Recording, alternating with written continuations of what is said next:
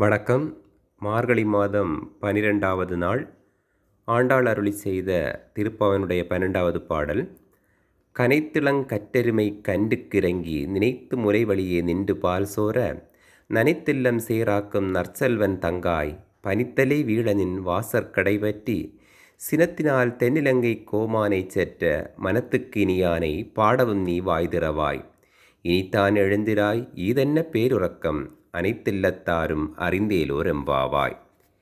இப்பாடலுடைய பொருள், கன்றுகளின் நினைவால் பாலை சொரிந்து அதனால் வீட்டை நனைத்து சீராக்குகின்ற எருமைகள் நிறைந்த நற்செல்வத்தை உடையவனின் தங்கையே, எங்கள் மீது பனிவிழ உங்கள் வீட்டு வாசலில் நின்று தென்னிலங்கை வேந்தனாகிய ராவணன் அளித்த ஸ்ரீராமனை நாங்கள் பாடியும் நீ பேசாமல் இருக்கிறாயே.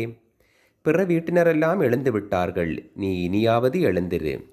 உனக்கு அப்படி என்ன பேருறக்கம் தேவைப்படுகிறது என்று பாடுகிறார்கள்.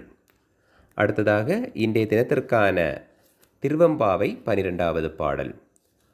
ஆர்த்த பிறவி துயர்கட நாம் ஆர்த்தாடும் தீர்த்தன் நற்றில்லை சிற்றம்பலத்தே தீயாடும் கூத்தன் இவ்வானும் குவலயமும் எல்லோமும் காத்தும் படைத்தும் கரந்தும் விளையாடி வார்த்தையும் பேசி வளை சிலம்ப வார்கலைகள் ஆர்ப்பரவம் செய்ய அணிகுழல் மேல் வண்டார்ப்ப பூத்திகளும் பொய்கை குடைந்துடையான் பொற்பாதம் ஏத்தி இருஞ்சுனை நீர் ஆடேலோர் எம்பாவாய்.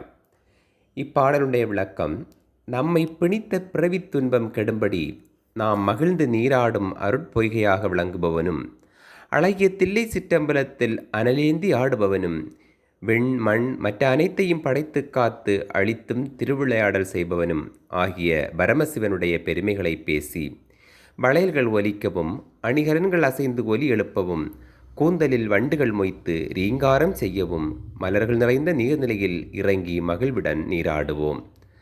அந்த பெருமானின் பொன்னடிகளை வணங்கி துரித்தபடி பெரிய மலைச்சுனைகளில் மூழ்கி நீராடுவோம் என்று கூறி பாடுகிறார்கள். இத்துடன் இன்றைய தினத்திற்கான திருப்பாவை திருவெம்பாவை நிறைவடைந்தது. நாளைய தினம் அடுத்த நாளுக்கான திருப்பாவை திருவெம்பாவுடன் சந்திப்போம். நன்றி, வணக்கம்.